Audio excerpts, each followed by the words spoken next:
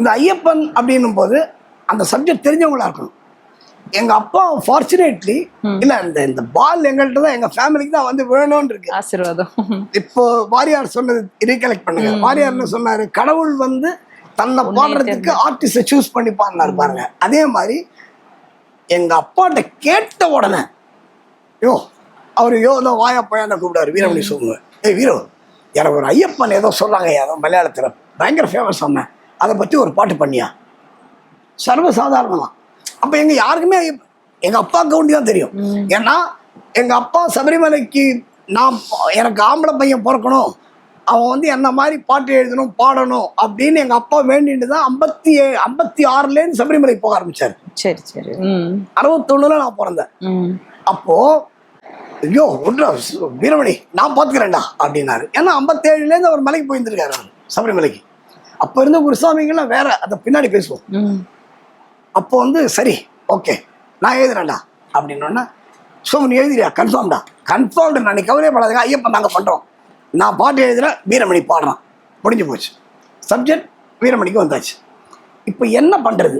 பாடசாலை கோயில் எதிர்க்க நைட்டு ஒரு 9 மணி, எனக்கு 9 வயசு. நாங்களாம் வெளில உட்காந்து பேசிட்டு இருப்போம் பாட்டை பற்றி. டேய், பள்ளிக்கட்டு சபரிமலைக்கு கல்லும் முள்ளும் காலுக்கு மெத்தை, சுவாமியே ஐயப்போ சுவாமி சரணம் ஐயப்ப சரணம். இதுதான் ஸ்லோகன். வேற ஐயப்பனுக்கு வேற ஒண்ணுமே தெரியாது நமக்கு. தமிழை பொறுத்த வரைக்கும் ஒண்ணுமே தெரியாது. இதுதான் சொல்லிட்டு போவாங்க. ஓகே, அப்ப இதையே பல்லவியா வைடா அப்படின்னாரு. எங்க அப்பாவும் சித்தப்பாவும் அப்படி. இந்த ராமர் லக்ஷ்மணருக்கு கூட ஏதாவது ஒரு இடத்துல ஒரு கான்ஃபிளிக்ட் வரலாம். ஏன்னா உலகத்தின் மிகச்சிறந்த சகோதரர்கள்னா அவங்க 2 பேர் தான். அவங்களுக்குள்ள கூட சில கான்ஃபிளிக்ட் வரலாம். ராமனுக்கும் பரதனுக்கும் கூட சரி ஏதாவது ஒரு சின்ன மிஸ் சண்டை வந்துக்கலாம். ஆனா வீரமணி சோமுக்கு டச்வுட் ஒரு மிஸ் அண்டர்ஸ்டாண்டிங் வந்தது கிடையாது. என்ன இருந்தாலும் அந்த மாதிரியான ஒரு சகோதரத்துவம், அந்த மாதிரியான ஒரு சகோதரர்கள் யார். நான் வந்து எங்க அப்பா சமயம் திட்டினா கூட எங்க சித்தப்பா என்ன செருப்பால் அடிப்பார். ராஸ்கலாம் பத்தி பேசினா அப்படின்னுவாரு. நான் வீரமணி சித்தப்பா பத்தி நான் ஏதாவது தப்பா அந்த சின்ன வயசு தானே. அப்போ அவர் என்ன பண்ணுவாரு, எனக்கு கச்சேரியில் இன்னைக்கு இந்த பாட்டு பாடுறாரு. அவரோட 7 வயசுல நான் கச்சேரி போயிட்டு இருக்கேன். அவ்வளோ அவரோட நான் குருகுலம் மாதிரி.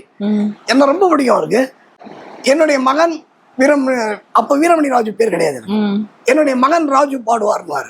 எங்க அப்பா திட்டுவாரு எங்க சித்தப்பாவை, டேய் என் பிள்ளை போய் ஓம் பிள்ளைன்னு சொல்ற நீ அப்படின்னு. உடனே இவர் சொல்லுவாரு, சித்தப்பா பெரியப்பா எல்லாம் ஒண்ணுதான் போடா, அவன் என் பிள்ளைன்னு சொன்ன என்ன தப்பு அப்படின்னு. அவ்வளவு கேஷுவலா இருப்பாங்க. அப்போ பள்ளிக்கட்டு சபரி, ஓகே இதான் பல்லவி. சரி, அப்போ கண்ணன் சார் சொல்றாரு, சபரிமலைனா எங்க இருக்குன்னு மக்களுக்கு தெரியாது, எனக்கு இந்த சபரிமலையோட ரூட் வேணும் அப்படின்னாரு. எங்க அப்பா வந்து அத்துப்படி ஆச்சு. 1957 மலைக்கு போயிட்டு இருக்காரு. அவருக்கு அத்துப்படி சபரிமலை ஒவ்வொரு each and every step he knows. அவரை ஓகேண்ணா ரொம்ப நல்ல ஐடியாண்ணா அப்படின்னு என்ன பண்ணாரு, இருமுடி தாங்கி ஒரு மனதாகி குருவெனவே வந்தோம்,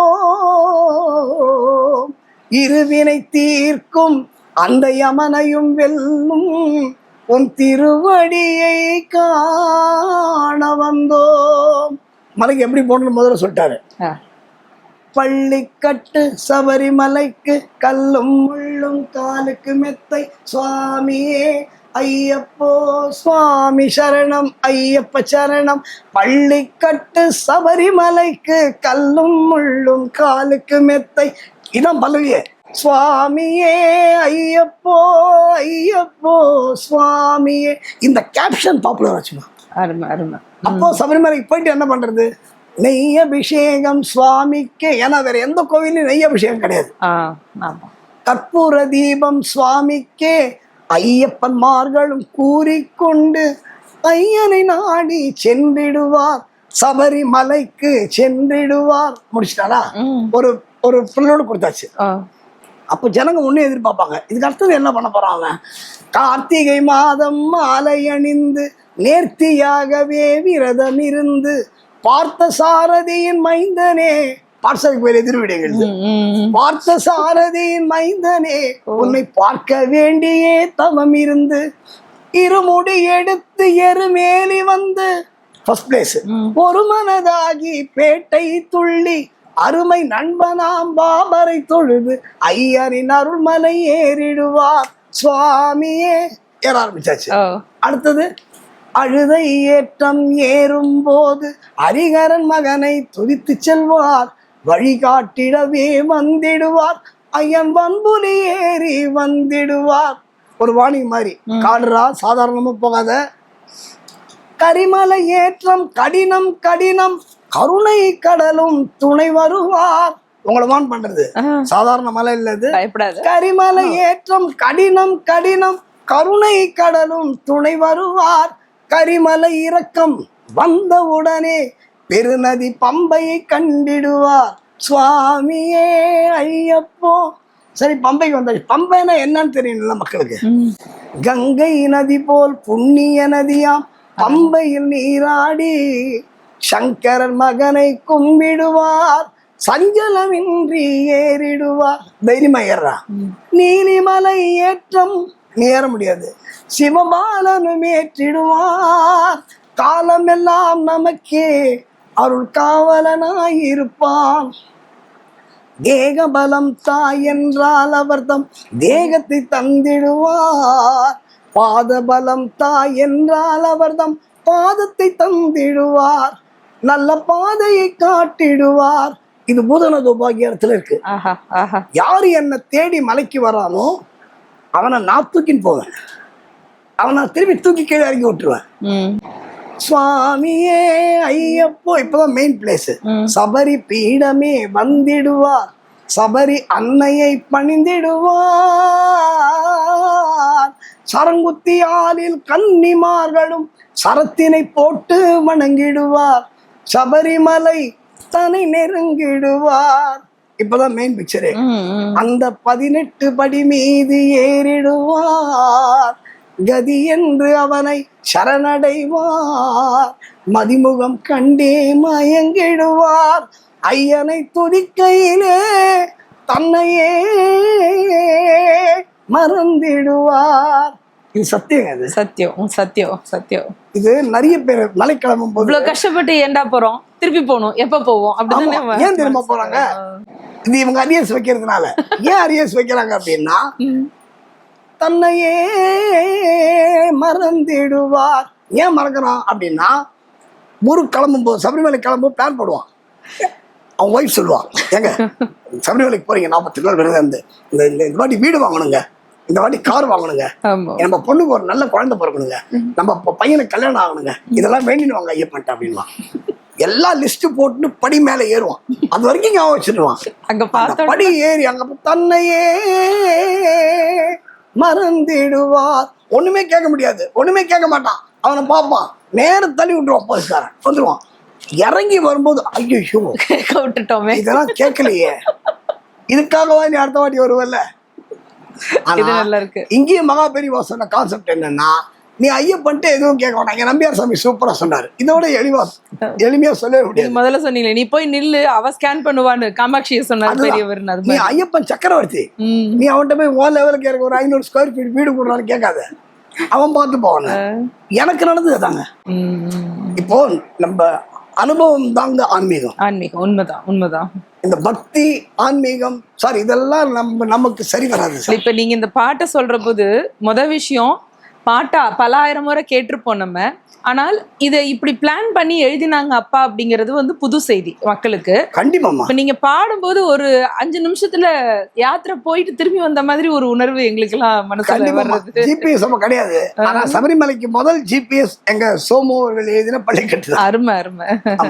அப்போ அந்த ஒரு பாட்டு பண்ணியாச்சு. சரி, பண்ண உடனே இல்லப்பா ஒரு பாட்டு போறாது எனக்கு. அப்போ இபி வரும். இபியில 4 பாட்டு. சரி, அப்போ பள்ளிக்கட்டு சபரிமலைக்கு எப்படி போறதுன்னு சொல்லியாச்சு. சபரிமலைக்கு போனதுக்கு அப்புறம் இந்த சந்தேகம் மக்களுக்கு வரும்ல. நம்ம கொடுக்கறத டிக்ஷனரி மாதிரி கொடுத்துருவோம், இந்த என்சைக்ளோபீடியா மாதிரி. சபரிமலைனா என்ன இதை கொடுத்துரு. இந்த விக்கிபீடியா சபரிமலை அது பள்ளிக்கட்டு செட்டை கொடுத்தா போறோம். அங்க போனோன்னு என்ன, கன்னிமூல கணபதி பகவானே சரணம், கந்தனே சிங்கார வேலனே சரணம், அன்னை மாளிகைபுர தம்ம தேவியே சரணம். ஏன்னா மாளிகைபுரம் புதுசா இருக்கேன்னாப்பா, அப்புறம் விசாரிப்பான்.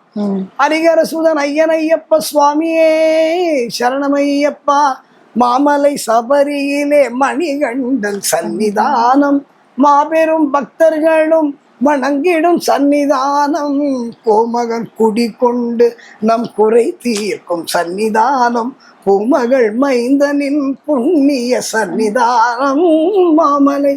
முடிச்சாரு. எந்த சந்நிதியை முதல்ல பார்க்கணும், எங்க எப்படி போகணும்?